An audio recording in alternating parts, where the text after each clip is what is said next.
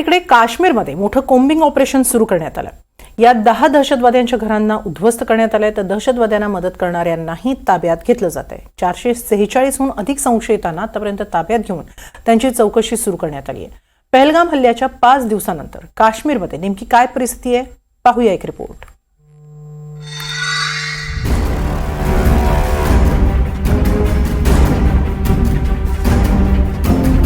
कुछ पता नहीं है, वो जाने, सरकार जाने, उनका काम है, उनकी जिम्मेदारी है। वो हमारे भाई को पकड़े, कहां से वो पकड़ेंगे, हमें उससे कोई लेना देना नहीं है।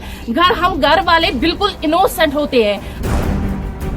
पहलगाम हल्ल्यानंतर सुरक्षा दलांनी 10 दहशतवाद्यांची घरं उद्ध्वस्त केली आहेत। काश्मीरमध्ये मोठं कोम्बिंग ऑपरेशन सुरू असून दहशतवाद्यांना मदत करणाऱ्या 446 जणांना ताब्यात घेण्यात आलंय।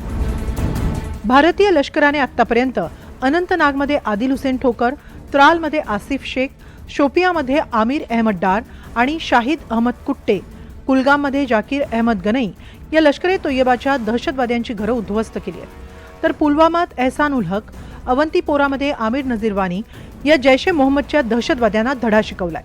बांदीपोरामध्ये जमील अहमद शेर गोजरी, जैनपोरामध्ये अदनान साफीडार आणि कुपवाडामध्ये फारूक अहमद तेडवा यांचीही घरं उद्ध्वस्त झाली आहेत। एकीकडे भारत आपल्या पाठीत खंजीर खुपसणाऱ्या दहशतवाद्यांना धडा शिकवतोय, तर दुसरीकडे सिंधू जल करार रद्द केल्यामुळे पाकिस्तानमध्ये दहशतीचं वातावरण आहे। अशातच पाकव्याप्त काश्मीरमध्ये झेलम नदीच्या पाण्याची पातळी अचानक वाढल्यानं तिथं पूरस्थिती निर्माण झाली आहे। नदी काठावर राहणारे स्थानिक सुरक्षित स्थळी धाव घेत आहेत। भारतानं कोणतीही पूर्वसूचना न देता शनिवारी उरी धरणातून पाणी सोडल्याचा दावा पाकिस्तानकडून केला जातोय। पीओके अधिकाऱ्यांनी भारतावर जलदहशतवादाचा आरोप केलाय। भारत ॲक्शन मोडवर आल्यामुळे पाकिस्तानात खळबळ उडाली आहे, पण काश्मीरमध्ये पुन्हा एकदा परिस्थिती आवरताना दिसतेय। एवढ्या मोठ्या संकटाच्या काळात भारत यांनी काश्मीरला एकटं सोडलं नाही। देशभरातूनच पर्यटक काश्मीरमध्ये दाखल होत आहेत। श्रीनगरचं आणखीन एक महत्त्वाचं ठिकाण म्हणजेच की मुघल गार्डन चष्मेशाह आहे। इथे प्रत्येक पर्यटक व्हिजिट करतो। महाराष्ट्रामधून हे पर्यटक आलेले आहेत आणि पर्यटकाचं प्रमाण इथं जरी कमी असलं तरी येत आहेत। मात्र कुठून आहात तुम्ही? आम्ही पुण्यातून आलेलो आहोत। आम्ही काल आलो आहे, चांगल्यापैकी आहे, म्हणजे कुठेही असं भीतीसारखं वाटलं नाही। इथल्या लोकांचं आणि चांगला सपोर्ट भेटला। एअरपोर्टला आम्हाला पिकअप केल्यापासून हॉटेलला सोडीपर्यंत, रात्री जेवणासाठी आणि अशा ह्याच्यात। कुठे कुठे फिरलात आणि सिक्युरिटी कशी वाटली? कालच आलो। काल आम्ही पूर्ण श्रीनगरमध्ये जेवढं होतं लाल चौक वगैरे सगळं ते छान वाटलं आम्हाला। आणि सगळीकडे सेफ्टी, सिक्युरिटी सगळं आहे। आणि मी तर म्हणेन, जर तुम्ही कोणी ट्रिप केलेली असाल तर नक्कीच या। जे काही गाईडलाईन्स आहेत त्याच्या अकॉर्डिंग फॉलो करा, मग काहीच प्रॉब्लेम नहीं है।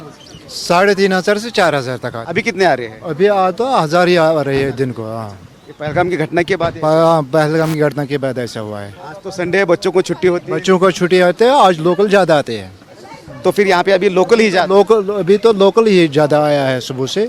हर कश्मीरी के ऊपर हो रहा है, हर कश्मीरी के ऊपर ये महसूस है ये गलत हो गया। नहीं होना चाहिए, ऐसा नहीं होना चाहिए की ऐसा नहीं होना चाहिए। प्रत्येक काश्मीरीला हे वाटते हे चुकीचं आहे, त्याच्यावर कारवाई केली पाहिजे। पहलगाममधील हल्ल्यानंतर पर्यटकांमध्ये भीती निर्माण झाली, मात्र पर्यटकांनी काश्मीरकडे पाठ फिरवू नये असं आवाहन अभिनेते अतुल कुलकर्णी यांनी केलंय। मैं क्या कर सकता हूँ, कुछ रियल एक्शन जिसे कहते हैं, जो कि एक कृति, अगर मैं कुछ कर सकता हूँ, एक लाइव एक्शन, तो अगर मैं क्या कुछ कर सकता हूँ, तो मेरे दिमाग में ये आया कि एक चीज़ जो मैंने पढ़ी कि 90% बुकिंग्स जो हैं वो बुकिंग्स कैंसिल हो चुकी हैं यहाँ पे। तो मुझे लगा कि ये जो संदेश है, जो आतंकवादी हैं, वो संदेश क्या देना चाहते हैं हमें? वो ये संदेश दे रहे हैं कि भाई साहब आप हमारे कश्मीर में आइएगा मत। वही तो संदेश दे रहे हैं वो टूरिस्ट को। तो मैंने कहा कि भाई ये तो नहीं होगा, ये हमारा कश्मीर है, ये हमारा देश है, हम तो आएंगे भाई, हम आपकी बात नहीं सुनेंगे। यही तो जवाब मुझे लगता है देना चाहिए। रामराजे शिंदे, NDTV मराठी, काश्मीर।